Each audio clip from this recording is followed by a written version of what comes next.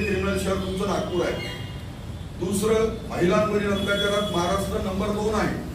आणि मिथेनॉल नावाचं द्रव मिसळून हातभट्टीची दारू पिली, जिथे की तुम्ही देशी विदेशी बार, बिअर बार, वाईन बार याच्या सगळ्याची खैरात वाटली, तरी हातभट्टीची दारू करून 26 माणसं गेली. दुर्दैवाचा भाग असा की ती महिला त्या खात्याची मंत्री आहे एक्साईजची, आणि तिच्याच जिल्ह्यात माणसं नाही. म्हणजे राज्यातलं कायदा सुव्यवस्था संपली आहे. आणि परिणाम भुक्या मंडळाचा विदर्भाची काय गरज नाही, त्याला थोडीशी लाज वाटायला पाहिजे. कशाचे डॉक्टर आहे मला माहित नाही, पण जिथे तुमच्या गावात तुमचं शहर जिथे तुम्ही प्रॅक्टिस करता ते देशात नंबर 2चं क्रिमिनल शहर आहे, तरी आम्हाला लाज वाटत नाही. दुसऱ्या बाजूला महिलावरील अत्याचारात आता परवाच पाहिलं, 2 छोट्या 11 आणि 4 वर्षाच्या पूर्वीवर एका म्हाताऱ्याने केला प्रयोग, एकाला म्हाताऱ्याला शिक्षा झाली, तो जात्यात होता, हा पोत्यात आहे, अशी सगळी अवस्था आहे. म्हणजे तरी आम्हाला देशात महिलावरील अत्याचारात तुम्ही सांगता परस्त्री माते समान, प्रधान घटका समान, तरी आम्हाला त्याची लाज वाटत नाही.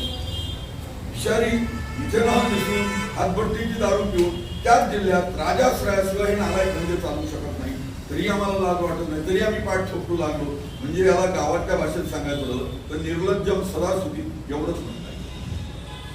त्यांनी आश्वासनं दिलं होतं, आश्वासनं मिळालं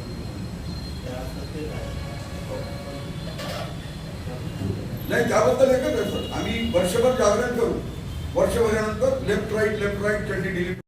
जसं पांडवांनी चुलत भाऊ आहे बा म्हणून त्यांचा विचार केला, 100 आला 5 मारून टाकलं.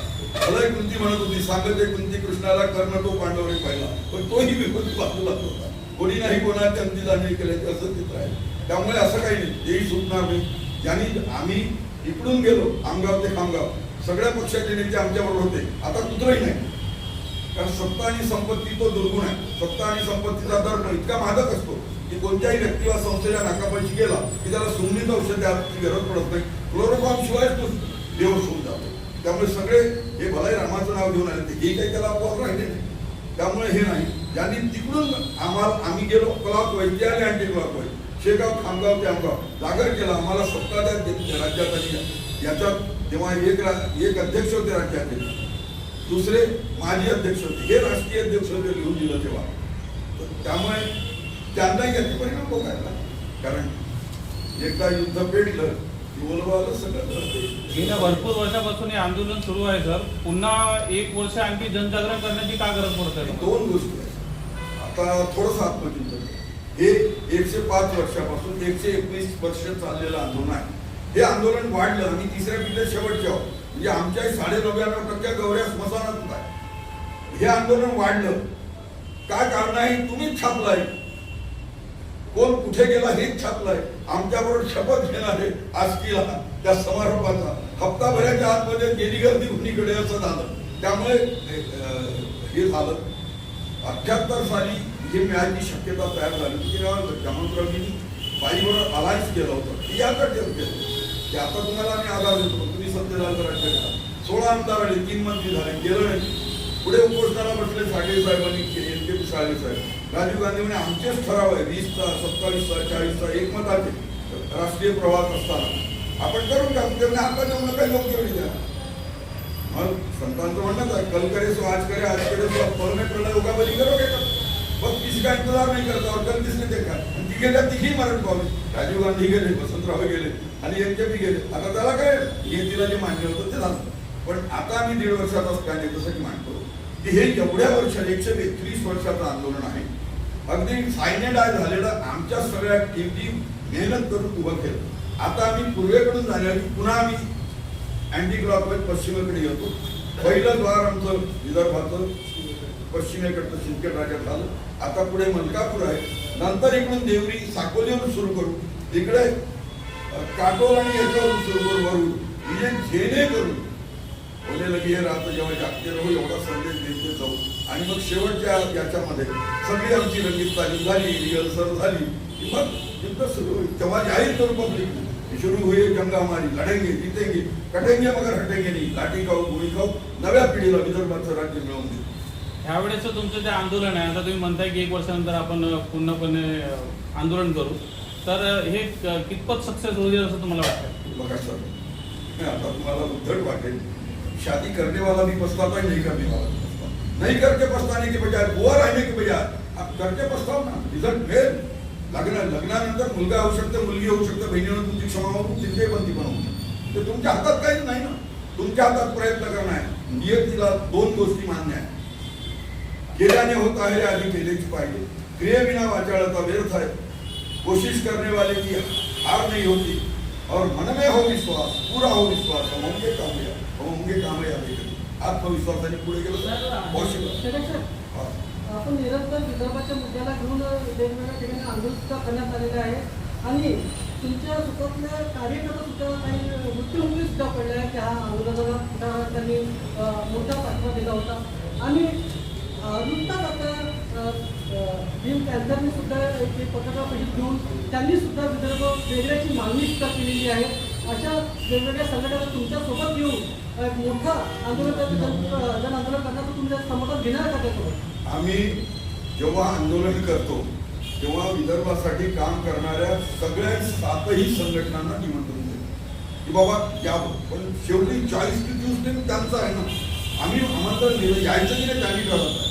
पण आता तुम्ही पाहिलं सिंचन राज्याच्या मेळाव्याला उद्घाटन सत्राचे अध्यक्ष नीरज खांदेवाले विदर्भ राज्यावर आहे.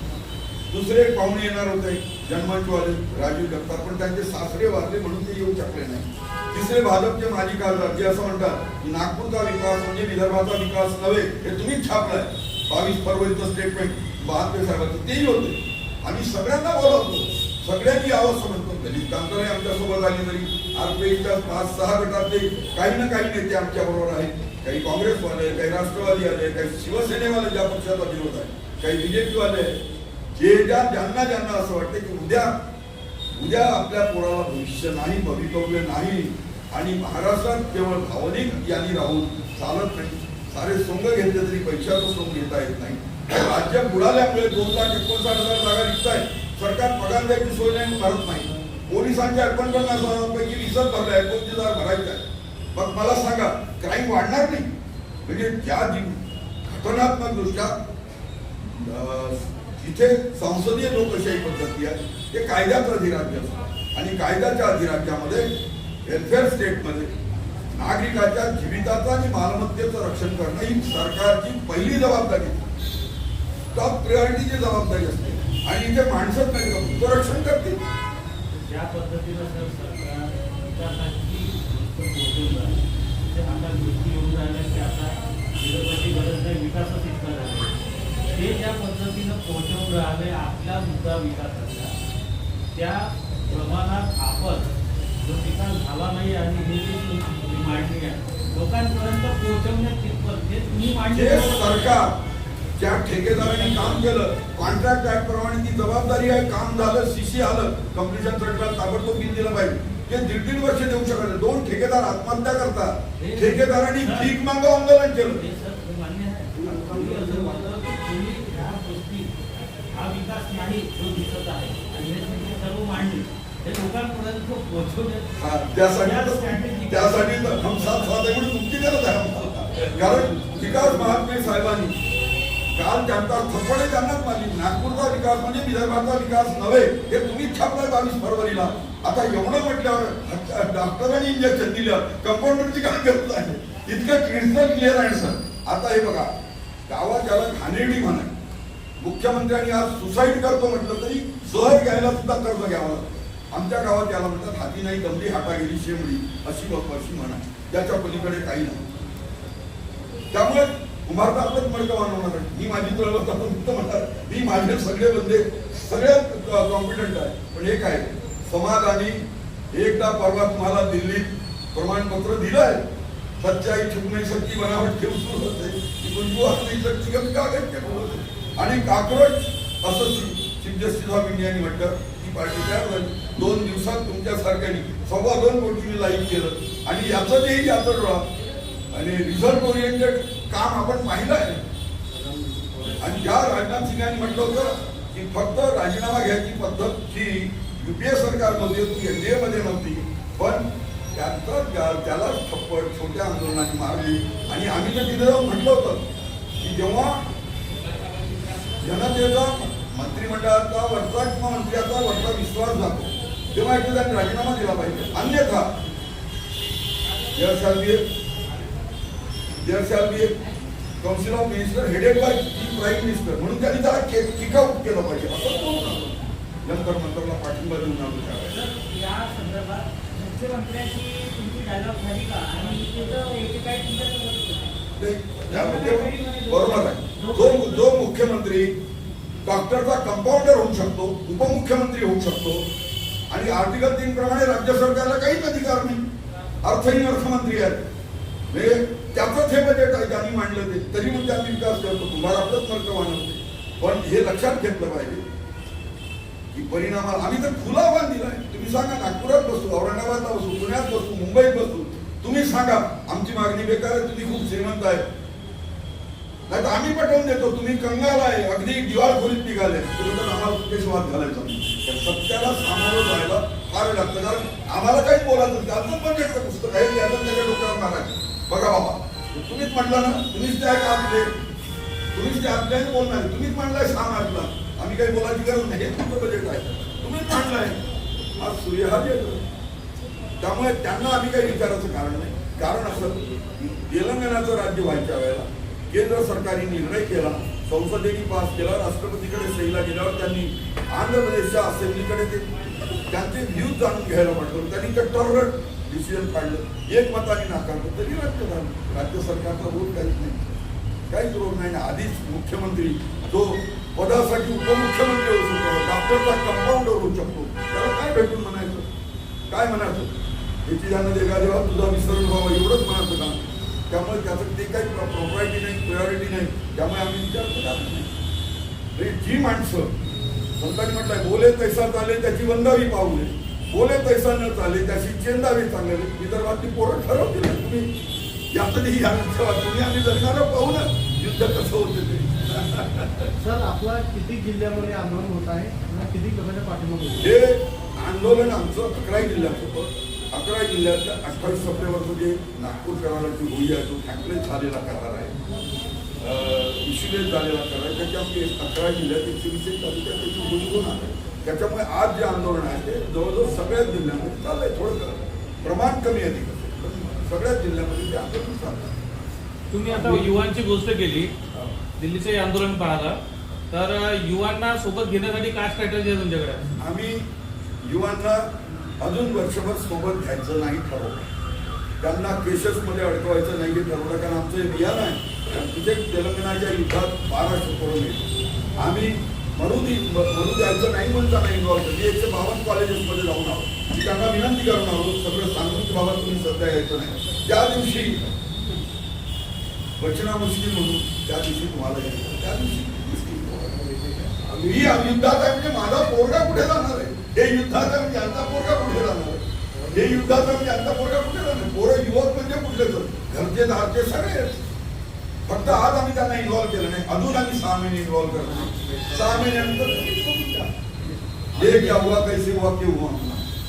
आम्ही गडकरी साहेबांना भेटलो 4 दिवस. त्यांना आम्ही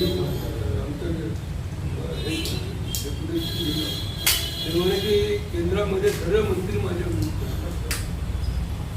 त्यांच्यावर गावाचे घाणेरडी मत आहे, काही कुठली क्षमा मागतो. तुमचा पोरगा तसा असेल तर सुनबाईला दोन उपयोग काय. थँक्यू.